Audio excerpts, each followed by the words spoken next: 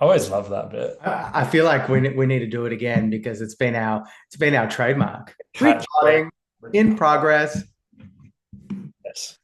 Yeah. It's just so catchy. It makes me want to repeat it. It makes me want to repeat you repeating it. See the delight that comes from my face. Yeah, exactly right. How are you, mate? I'm well, man. Doing well. Nice sunny Melbourne day. A little bit frostier than where you're from. You are looking decidedly browner than me, which is I guess I see the sun a little bit more regularly, right? yeah, exactly. And having said that, I actually lay down after I had a session in the park yesterday, and I meditated for 45 minutes in the sun, and I got burnt in Nice. July, Check you out, mate. You just Melbourne. like virtue signaling and dropping it in left, right, and center there. Yeah. Like I just had 45-minute meditation and got the sunscreen on. Just doing Check all the it out. things, Just doing filling up my it buckets. while I was drinking my golden flecked water that was christened in the morning by fairies. Yep, I've ticked off all my boxes. I am now completely and utterly an angel. I'm an angel. I'm no longer in the human realm. Everyone just aspires to be you right now. Yeah. What can you do? So just dust it off. Um, Today we're going to talk about things that are holding people back from a mental perspective from achieving their health goals. And to me, this is a really, really important, possibly and arguably the most important aspect of health. And the reason I say that is without the right mindset and without the right mental relationship to your health, everything else suffers and fails as a result, or is at least impacted very, very severely. What's your thoughts, Doug? Well, I couldn't agree more. I have long been trained by a man called Paul Chek, who I just think is an incredible human being, but he's been a facilitator for 30 years and he has a bunch of different courses for personal trainers. And I've been on that bandwagon for the best part of 15 years now, I think.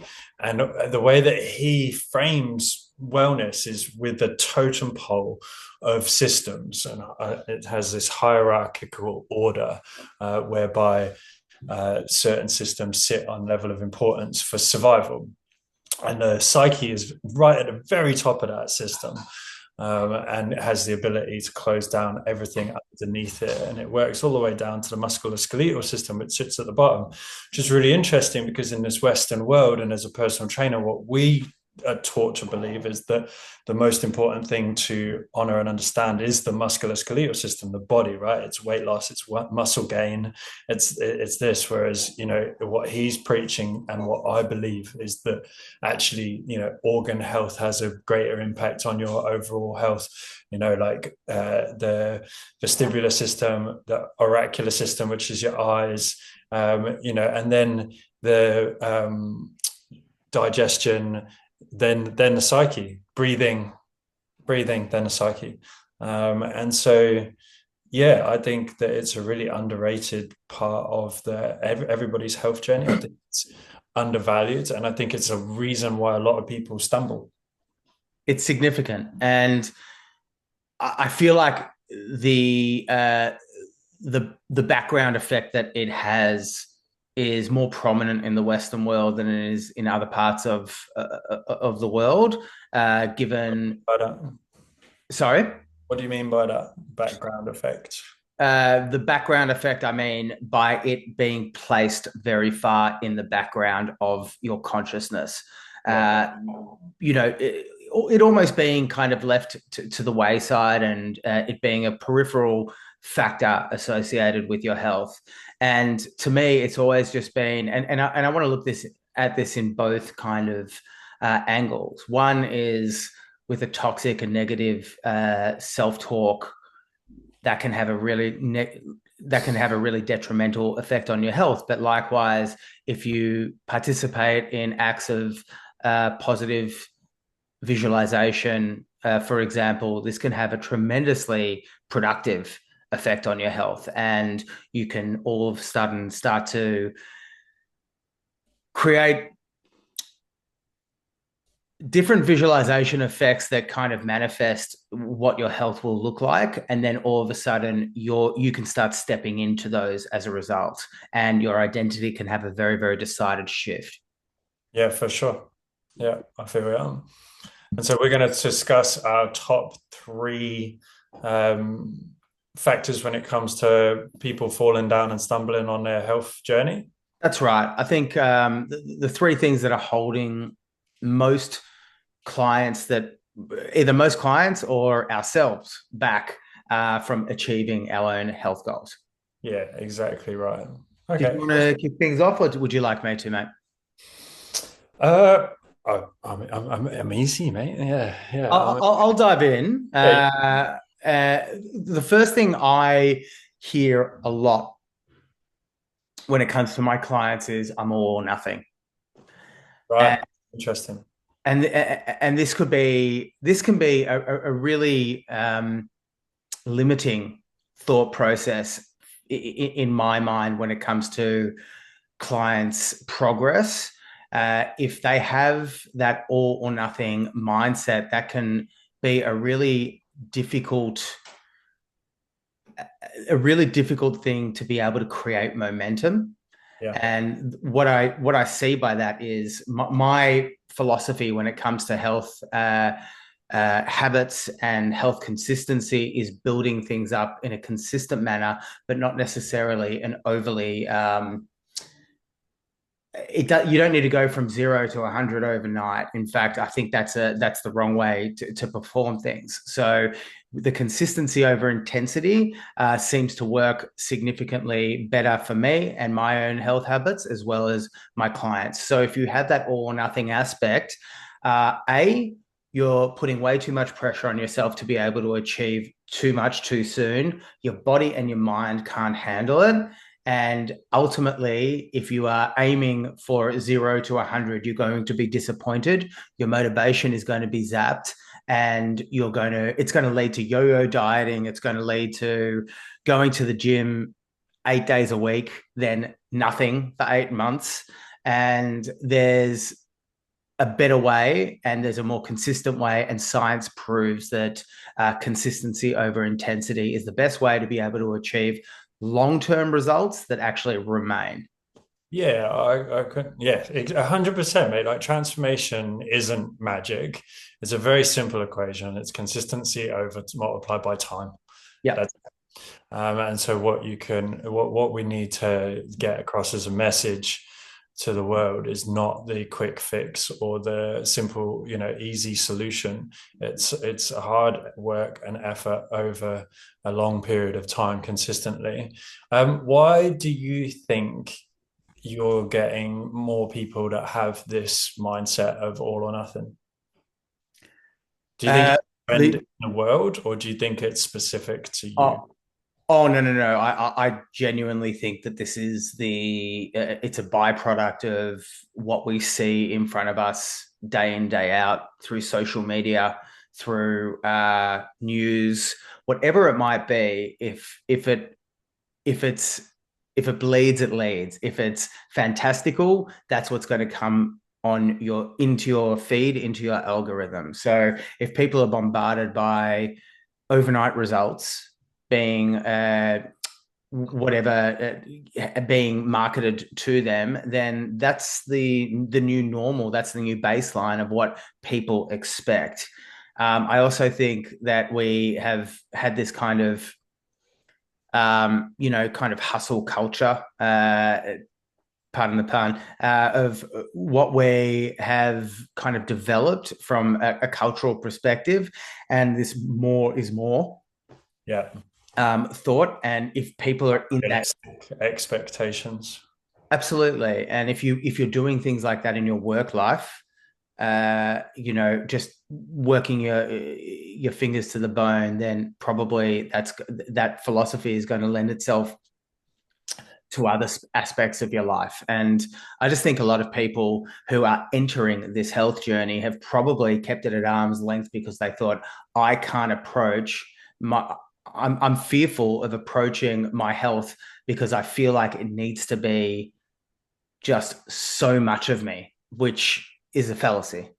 Yeah, it's very sort of on a clinical level. It's very ADHD in its in its entire, you know, I don't know the word I'm trying to say, but in its definition, if you Yep. look at that all or nothing, you know, if you take that and explore that to a clinical level, that's what an ADHD brain does, right? Like it's very myopically focused on one thing until it's not. And then Yep. it's gone, and and it's dead to the world. And it's interesting that in this day and age, obviously there's an uptake in actually assessing people and understanding the disorder, but then also it's just going up and up and up, and there's something about the environment that's triggering that in today's society and culture as well. And I think you touched on it, that you know the way in which we're consuming information on our mobile devices leads us to having these sort of dopamine spikes, and then once you've hit that dopamine spike, you crave it for the rest of the day, and you go on this roller coaster journey with it, and it's addictive. It leads you to this sort of distracted brain, this feeling of overwhelm, and yeah, I think this all or nothing mindset where everything, you're either gonna do it entirely and it's everything part of you, or you're not gonna do it at all, or it's just too overwhelming. The thought of starting is just too overwhelming, and you They can't process.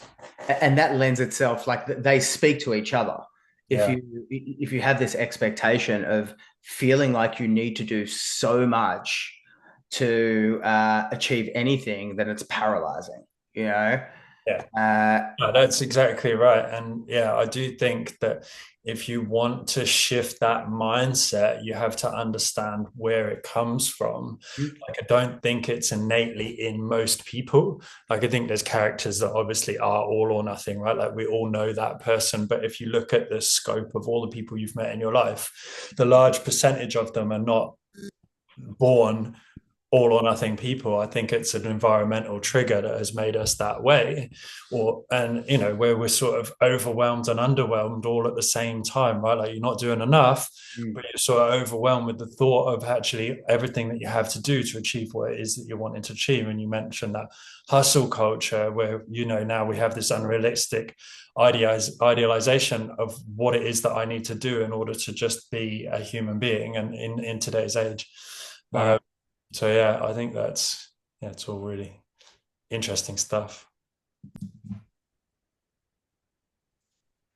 All right. So the first thing that I think that needs to be acknowledged is that yes, Paul has changed his t-shirt. You're not missing anything. This isn't a magic trick. Even though Duncan didn't realize Everything in the world is right with the grey t-shirt. So we'll continue. we haven't entered the matrix. Yeah, yeah. It's not a glitch.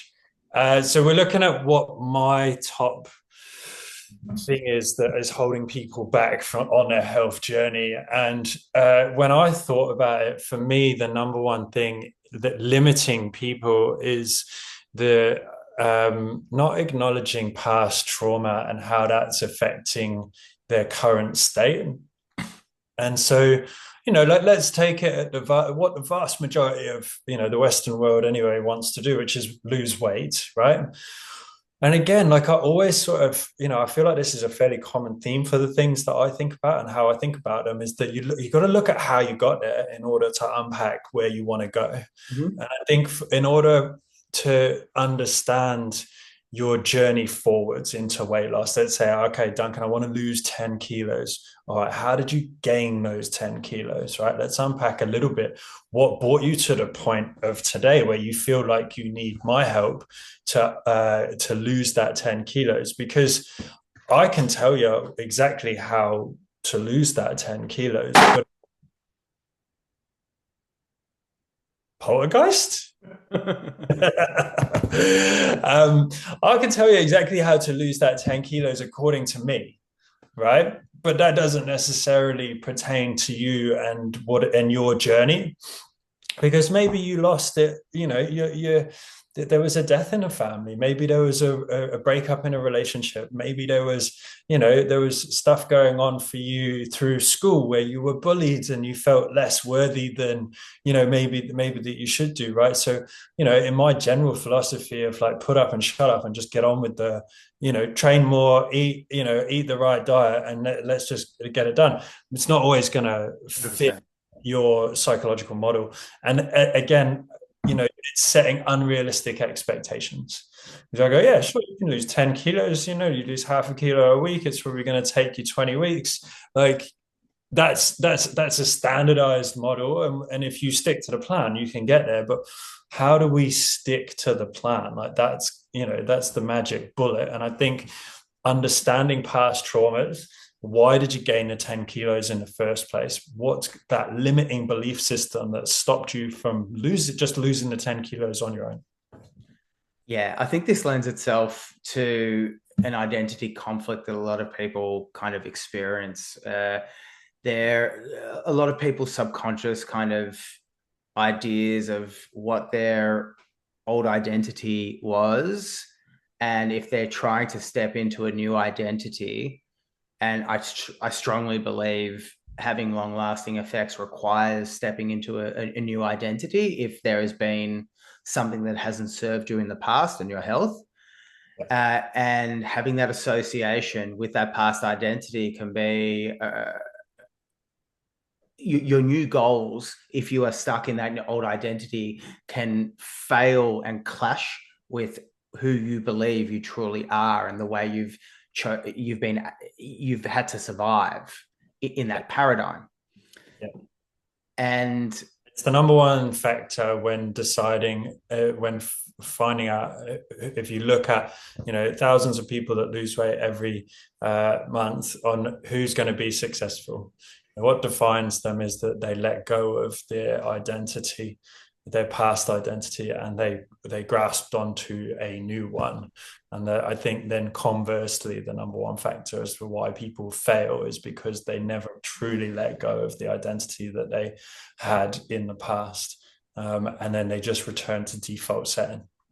That tracks heavily for me, and in my experiences, you hear a lot of health coaches shouting quite loudly about just do the shit, just do it, just do it, just do it. Well, you know what? Try. There is only do and do not.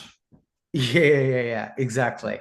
And we're complex human beings, and to be able to delve into, understanding, not just focusing on behavior change, but having that identity shift as a focal point is going to be, if you can spend a little bit of time on that with people, then the behavior change will take care of itself. Yeah.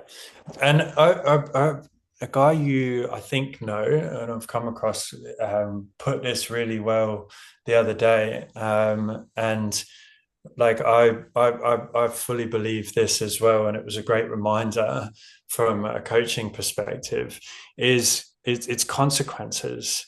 We live and die on consequences. Mm. And I think behavioral change is really difficult, right? Like think about all the clients you've coached in the last 20 years. How many have been successful? How many have actually managed to shift that identity and that behavioral change? Like it's actually shockingly low, right? And or be successful and maintain that success. The percentage should be much, much higher. And I think what it is that your behavioral change only really you're only really challenged to change when the consequences of staying the same are the consequences to not change are too great. Yeah. Right? Like, you see this remarkable shift in people once they get a cancer diagnosis, once mum and dad pass away from some sort of disease, right? Like once you've hit the bottom of the barrel, then you give up the drugs, you give up the smoking, like these things need to be cyclical like that. So how can you create that level of consequence without that, big slap across the face? And it's challenging. That's the big question. It's like you're absolutely correct. A lot of mindset shift work that I've done in group environments. It's people that have are literally sitting there with a cancer diagnosis, or they have a debilitating disease, that are like, this is it. Yeah. There is no other option. Yeah. And when you feel like you have other options, and it sounds so fatalistic, but you need to make a decision where you need to be.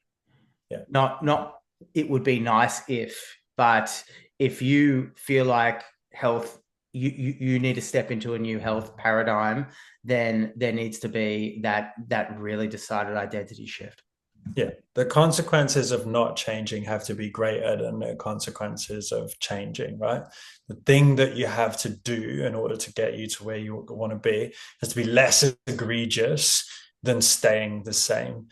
And that, I think, is where people like fall down on this a lot, right? Like, so let's say I'm in a good relationship. It's not a great relationship, right? Like, there's some limiting factors in our relationship that's holding me back, but it's okay. It's fine, like I'm moving along. I'd be better off being in a bad relationship, Yeah. right? You'd be better off being abused at that point and then going, right, this is it. Like, I'm done. I've had enough. Like, I'm going to move out of this. I get out of that relationship 5 years before I got out of the relationship that was just okay. Yeah. Right? And I think that's the same in behavioral change. Like, you're better off in a dire situation because it promotes action. Whereas when you're in an okay situation, yeah, I'm 10 kilos overweight, but my health's okay. It's not what I would like it to be, but the consequences of change at that point are not great enough to see the action required in order to actually lose that 10 kilos, because it genuinely takes a buttload of effort, right? Consistently. Because the 10 kilos, first off, you do that, like we said, 20 days, 20 weeks. So you got 4 months of nailing down, but after that, keeping it off, Yep. yeah, that's hard. That's hard. So yeah, again, you need to factor in those mindset shifts, I think, in order to really nail down and habituate the practices that you need to habituate in order to get long-term success. One thing I'll say about that is, you are correct. In most often, it's people that feel like they don't have another option. But if you do the self work and you assess what's going on internally, and you really cultivate that sense of, where do I actually want to be? What do I want to do with my life? As opposed to, what's the saying? Good is the something of great. There is Good is the barrier to great. something along those lines. If anyone comes up with the exact quote, feel free to put it in the comments. But without a self-awareness filter and protocol, you are going to stay in that good kind of numb state, where you're not striving for excellence, because you are in a satisfactory state where you are currently at. But if you are doing the work to be able to progress to an identity where satisfactory is unsatisfactory, then all of a sudden it's just not an option. Yeah. Yeah, and that's it. That's what you say. Like, the work, it's understanding and just having a more awareness around your life. Yeah, spot on. Opening your eyes and not being asleep at the wheel. Yep. Let's maybe go through one more each. I've got one which is another really common and powerful barrier for so many people, and that's short-term gratification over long-term reward. Yeah, sure. Or long-term vision. And this is it's a consistent internal chatter that takes place in my mind, in everyone's mind. I just want to feel good now. Is eating vegetables and chicken going to make me feel as good at this very moment as having half a block of chocolate or half a pint of ice cream, is it going to tap into those dopamine receptors as instantly as, you know, having a bonbon or whatever it might be? And the answer is no, but we need to find a way to be able to think past and override our biological chemistry. Yeah. No, 100% delayed gratification and this riding this dopamine wave, like it's obviously a common theme that's coming up for you. But that's, I mean, it's a problem that we face in society because in the past you wouldn't have had that option, right? Like you had a village and you had food that you hunted and you gathered. But now I've got IGA down the road that sells Tony's salted caramel chocolate for $7, 25% off. I can go get it every night. Mm-hmm. Instant gratification daily. Uh, And and the doom scrolling, and everything's on tap. I don't have to leave my house. The comfort zone is real. And yeah, we need to really work at re-hardwiring ourselves and working against what is actually sort of intrinsically natural to our brains, and riding these dopamine waves. So ice baths, saunas, working out, meditating, journaling, like all these stuffs that I don't want to fucking do it. Like if I could get through life with not having to sit in a freezing cold fucking water and lifting up heavy things every freaking day, sure. But like it doesn't lead to a satisfactory life.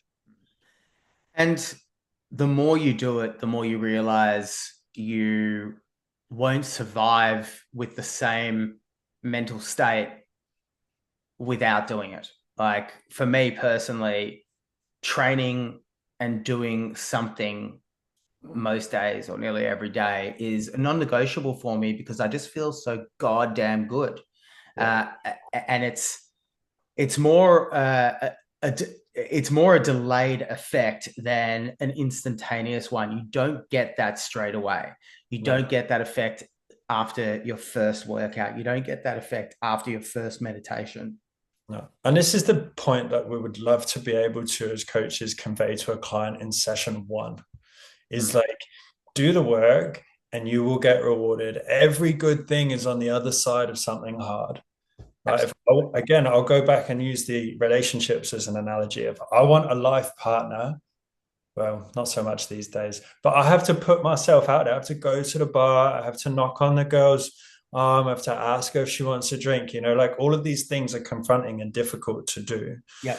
And all of these things, there's an absence of need to do these things these days. So you really have to work to find these challenges. And, these daily sort of challenges, very stoic. But I think the Stoics had a lot of things right. They understood that in order to have satisfaction of the soul, you need to challenge yourself because an unchallenged mind and body wilts, and it leads to, I think, deep regret and poor health. And fragility and lack of confidence in oneself. Yeah. And that leads to lack of integrity. And there are so many debilitating effects that take place when you are constantly chasing that dragon and that short-term effect. And it's just, I've just seen it time after time, being able to delay gratification, like you said, by participating in acts that are developing discipline. It's once again, it leads to an identity shift as well. So it's all kind of collaborative, and it folds in on each other. So understanding that the effects that you're going to receive from these are not going to be after the first session. It's going to be a compounding effect that is going to take place. Yeah. Yeah, that's right. And yeah, it can be 2 or 3 months. into it before it sort of fully reveals itself. So 100%. that's the hard thing. That's a lot of delayed gratification. A lot of delayed gratification, and Oh, for people, sure.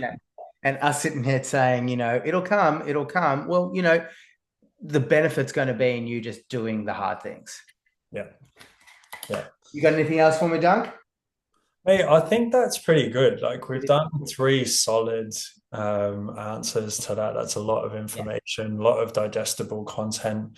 I think sort of summarizing it. So yeah, it would be good. Like I had mine, which was the mental side of it and understanding past trauma. We obviously just ticked off your last one, and if you want to sort of summarize your first two for anybody that's been listening, I think it's always good to as a reminder. Yeah. So I think I kind of piggybacked on your one when it came to the identity conflict scenario. So we've talked about that identity shift being a far greater impact when it comes to long lasting change, and Yeah, then we've got that all or nothing approach when it comes yeah, to that's right. participating in change as well. And they're all kind of like vines interweaving within one another, because if you approach it, and this is the beautiful thing about language as well. I'm what I discussed. I believe in everything that I had here. They will provide interchangeable effects. It just whatever language point resonates with you, try and sit with that, and then you'll be able to have that kind of piggyback onto other aspects of your life. So if an all or nothing kind of mentality resonates with you, if that's your identity, right? And I'm gonna use these kind of all of these things blending within one another, because so many people's identity, and I hear this time and time again with my clients, I'm all or nothing. I have a tendency to go all or just do nothing. Well, that's an identity shift, and it's my first point, which is all or nothing. So which one is it? It's both, right? And then you've got the aspect also associated with that kind of short-term, long-term gratification. Yeah, nice. Good one. All right, we'll see you again in a week or two, which I'm looking forward to. Peace.